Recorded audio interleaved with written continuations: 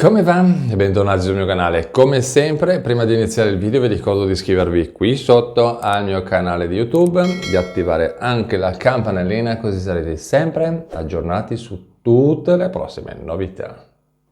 Bene, partiamo subito con i primi due titoloni di oggi e poi nella seconda parte di questo video vi spiego meglio che cosa abbiamo detto con i titoloni, quindi vi spiego poi tutta la situazione. Quindi partiamo subito. Vi spiego brevemente, dopo nel video vi spiegherò brevemente la differenza tra il reddito minimo garantito e il salario minimo.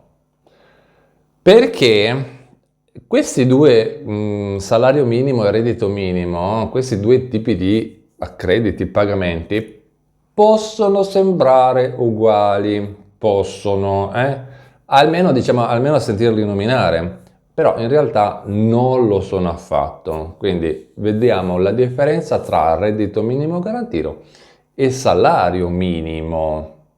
Secondo titolone di oggi.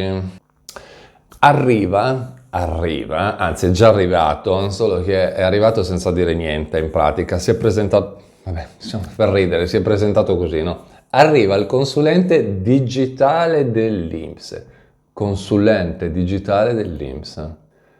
Bene, dovete sapere che tutti i titolari di un trattamento pensionistico hanno a disposizione un nuovo strumento per verificare se abbiano diritto a un assegno più ricco sulla pensione.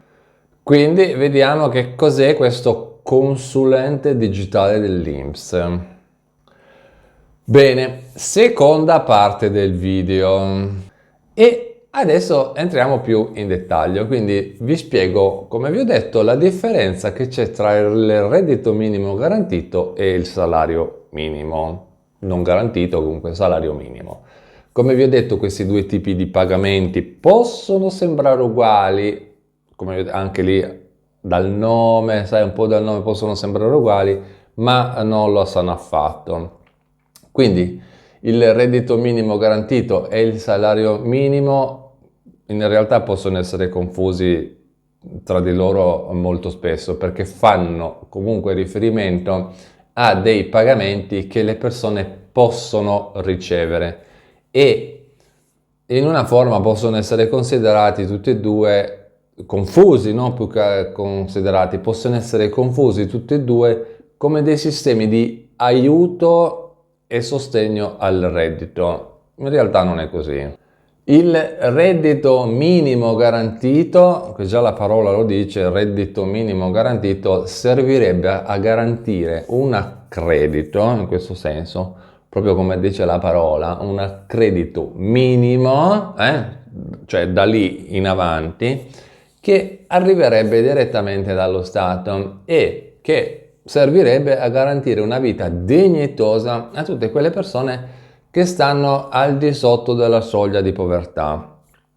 Ok, lo sappiamo tutti, in questi ultimi tempi la soglia di povertà secondo me si è abbassata o aumentata, insomma dipende da come la vedete questa cosa, comunque sta di fatto che tantissime persone ultimamente non riescono manco più ad arrivare a fine mese, non riescono più a fare la spesa, non riescono più a pagare le bollette, insomma si fa fatica a comprarsi i medicinali, i prodotti nei supermercati, praticamente le confezioni si sono ridotte a delle cose che tra un po' manco più il sacchetto ti danno, perché compri un qualcosa, frutta, verdura, insalata, cosa, ce n'è talmente poca che appena la apri evapora da sola, no? Ti rimane il sacchetto vuoto, quindi diciamo si fa veramente molta fatica arrivare a fine mese. Quindi il reddito minimo sarebbe un grossissimo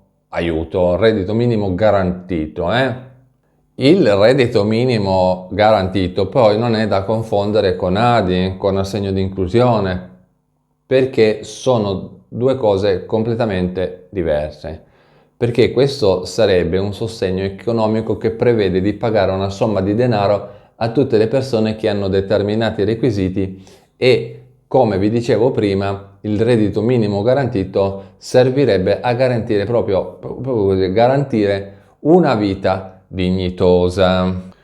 Poi, da quello che ho sentito in giro, classiche voci di corridoio, dovete sapere che il reddito minimo garantito, da quello che, appunto, dalle voci di corridoio, sarebbe già attivo in altri paesi europei, come dicono la Francia, la Germania e il Portogallo.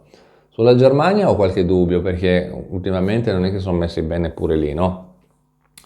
Però mi pare che Francia e Portogallo mi pare che sia. Poi sono voci di corridoio, ripeto, non è che sono proprio sicuro di quello che. Se avete qualche informazione in più in merito ai paesi che l'hanno già istituito, magari me lo fate sapere qui sotto nei commenti.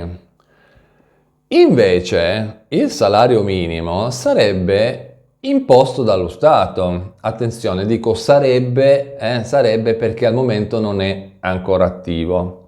E comunque sarebbe imposto dallo Stato a tutti i datori di lavoro che assumono delle persone.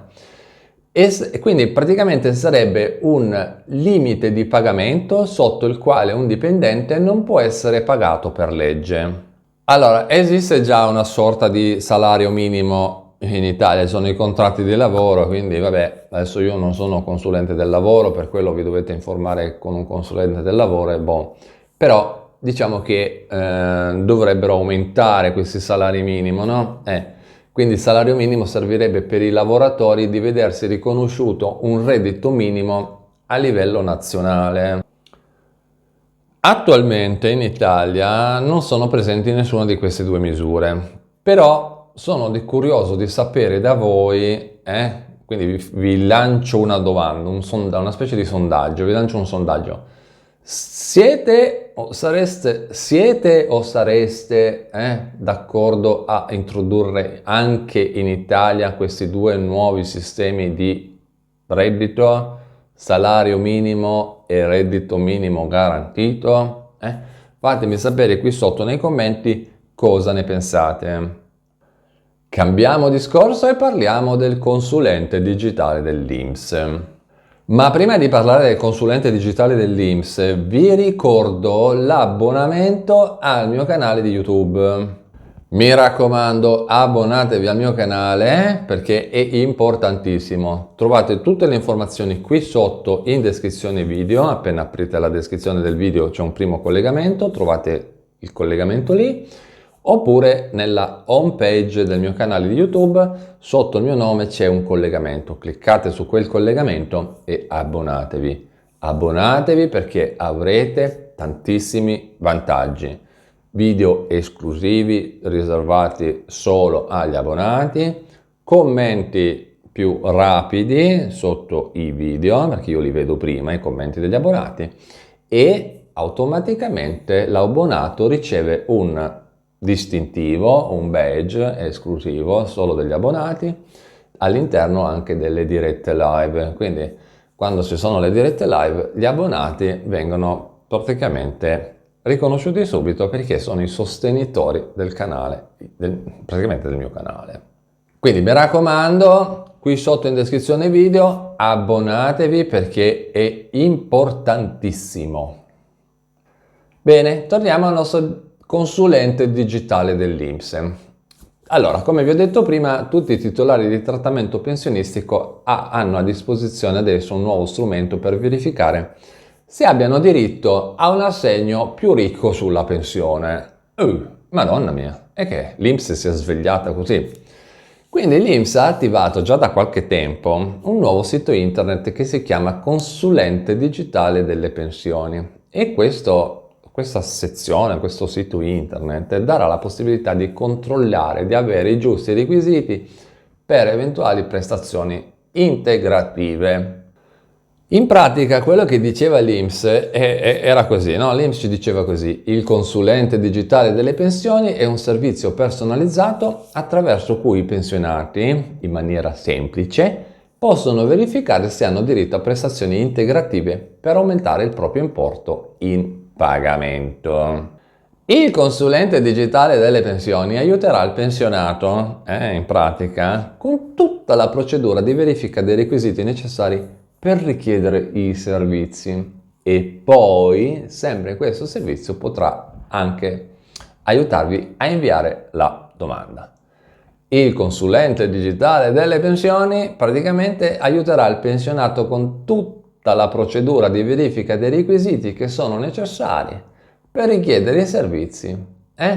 Quindi la trovo una cosa molto molto interessante. Tutto questo consulente più tutti gli altri servizi li trovate comunque all'interno della vostra area riservata My INPS del sito internet dell'INPS, oppure alcune cose le trovate anche all'interno dell'applicazione dell'INPS. E proprio su questo punto apro una parentesi e vi dico: fate sempre molta attenzione a non cliccare mai su dei collegamenti che magari ricevete via email o li ricevete con un SMS sul cellulare. Non date mai i vostri dati personali a nessuno, soprattutto se vi chiedono magari i numeri della carta di credito, vi chiedono il codice IBAN. Allora, mi raccomando, e tra l'altro scaricate solo l'applicazione ufficiale dell'INPS che si chiama INPS Mobile. Quella applicazione, come il sito internet dell'INPS, è collegata direttamente con i vostri dati in archivio dell'INPS. Quindi lì avete un canale diretto con l'INPS. È inutile andare a scaricare altre applicazioni che poi chissà che giri fanno le vostre informazioni e voi manco lo sapete.